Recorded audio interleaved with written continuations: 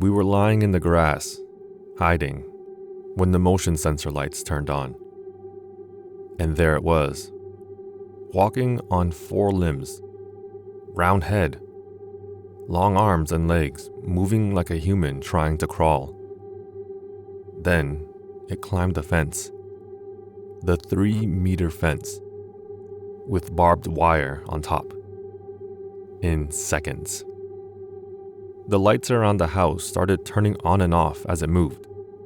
Too fast, impossibly fast. 200 meters in seconds. My friend Adam grabbed my arm. Where did it go? And then it just appeared, out of nowhere, right in front of us, and hurled itself back toward the forest. This started 3 weeks earlier, with a dream. I'm Alvin, and this is Common Ground Horror. I'd spent the entire summer at my friend Adam's village.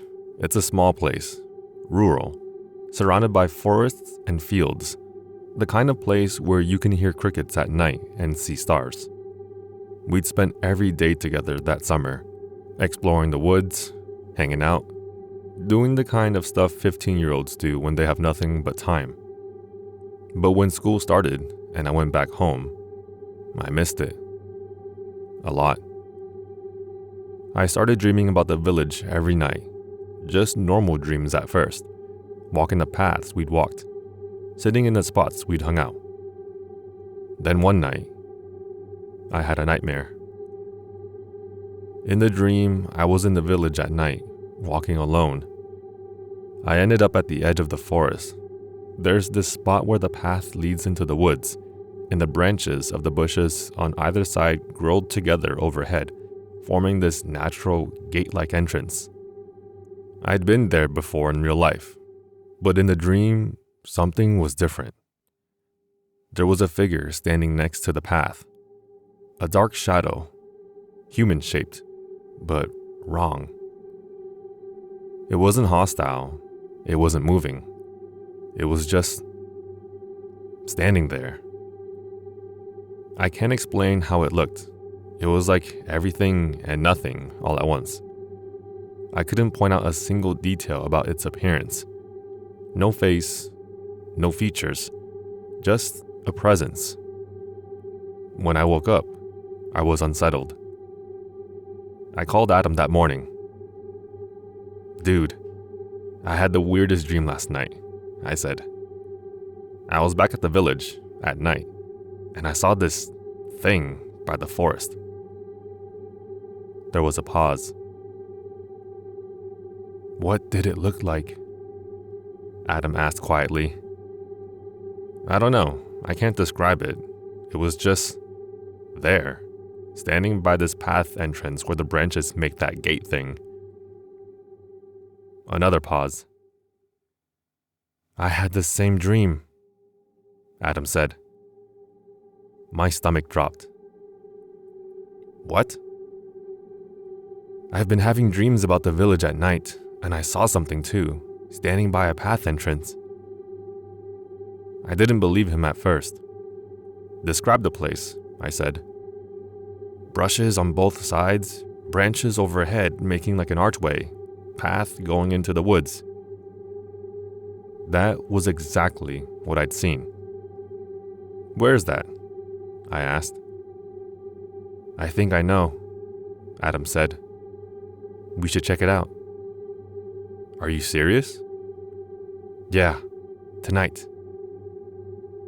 We were 15. Of course we decided to go looking for it. At night. I took the bus back to the village that afternoon. Adam met me at the bus stop, and we waited until it got dark. Around 11 p.m., we headed out. We wandered around for hours, checking different paths and forest edges. Nothing looked like what we'd seen in the dreams. Around 1:30 a.m., we gave up and started heading back to Adam's house. We took the longer route, the path that goes through the fields and runs alongside what locals call the Big Forest. It's a huge stretch of woods, dense, dark. During the day, you can hear all kinds of sounds from it. Birds, bugs, even cows from nearby farms. As we walked, Adam stopped.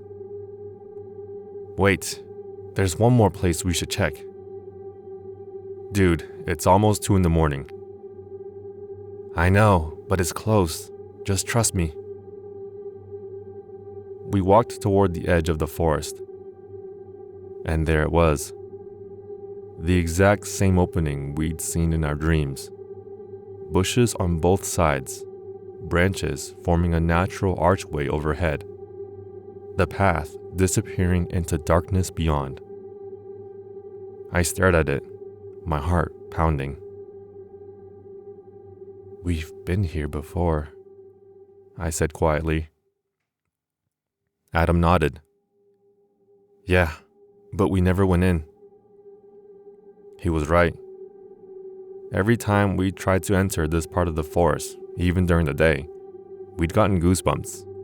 Our eyes would tear up for no reason. It felt wrong in a way we couldn't explain.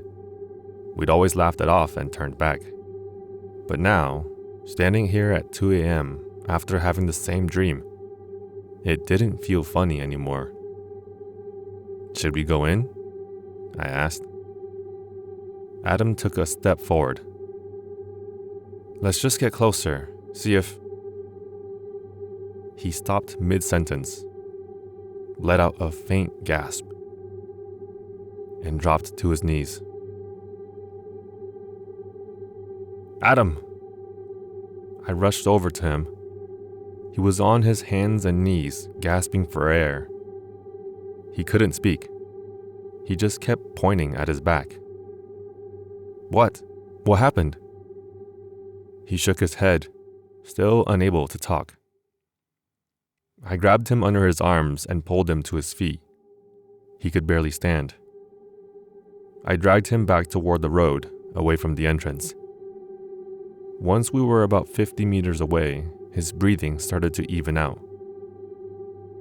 "What the hell happened?" I asked. He was still coughing. "My back.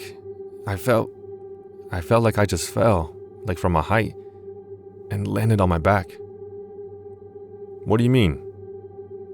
"I don't know. Sharp pain, like I'd been dropped. I couldn't breathe. I couldn't move." He was still pale, still shaking. We were standing on the road that crosses the field.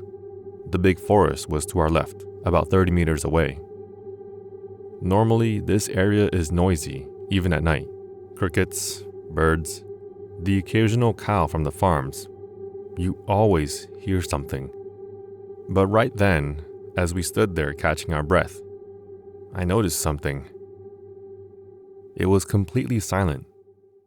No crickets, no birds, no rustling, nothing. Dead silence. Adam noticed it too. We looked at each other. "We need to go," I said. We started walking, fast. Then we started running. We ran toward the first house in the village. It belonged to someone who was paranoid about security. Motion sensor lights on every side of the fence. Cameras with barbed wire on top. The fence was at least 3 meters tall.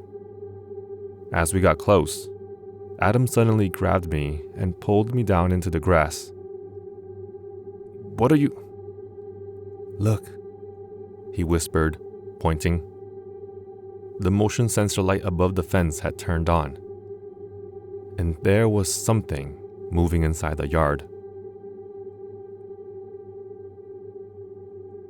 At first, I thought it was a dog, or maybe a deer that had somehow gotten inside. But then, I saw it clearly. It was walking on 4 limbs, but it wasn't an animal. The proportions were wrong. The limbs were too big. The head was round and featureless. It moved like a human trying to walk on all 4s. Awkward. Unnatural. "What the fuck is that?" Adam whispered. I was about to say it had to be a deer, that we weren't in a horror movie, when Adam spoke again. "Where did it go?" I looked back at the fence. The thing was gone. Then the light on the house turned on, then off. Then the light on the opposite side of the property turned on, then off. The lights kept turning on and off, moving around the house. Fast. Too fast. The property was huge. The lights on opposite sides of the fence were at least 200 meters apart. The thing was moving from one side to the other in seconds. We stayed low in the grass, watching in silence. After about 5 or 6 minutes, everything went dark. The lights stopped. Complete silence again. Then, out of nowhere, the thing just appeared, right in front of us, maybe 10 meters away. We saw it for just a second. Long limbs, round head, crouched low. Then it hurled itself toward the forest and vanished. Not ran, not walked. Vanished. We didn't say a word. We got up and ran. We didn't stop until we got to Adam's house. We locked every door, every window. We grabbed anything we could use to defend ourselves. Kitchen knives, a baseball bat, a hammer. And we sat in the living room, wide awake, until the sun came up. The next day, we tried to make sense of it. We went back to the road in daylight. Everything looked normal. The sounds were back. Birds, bugs, and everything. The forest entrance looked like just another path. Adam's back still hurt. He said it felt like he'd been bruised, even though there was no visible mark. We asked around the village if anyone else had seen anything strange. One guy said he'd seen something near the forest a few weeks ago. Something that moved wrong. But he was known for drinking and getting messed up every day, so no one took him seriously. We didn't tell anyone else what we saw. Who would believe us?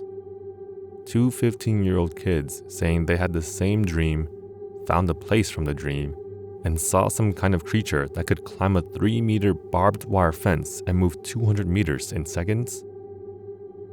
We'd sound insane. But I know what I saw. Adam knows what he felt.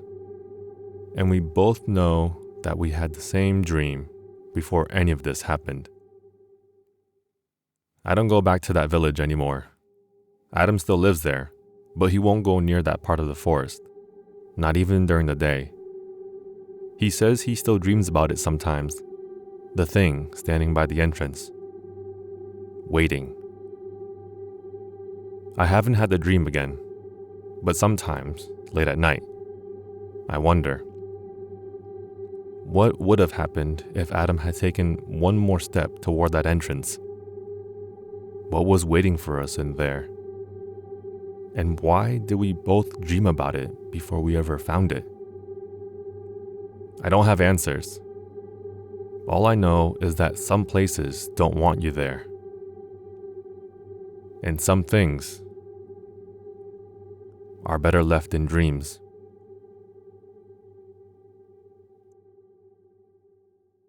If you've lived through a nightmare you can't explain, I want to hear it. Send your stories to commongroundhorror@gmail.com to be featured on the channel. This has been Alvin for Common Ground Horror. Until next time, sleep well, if you can.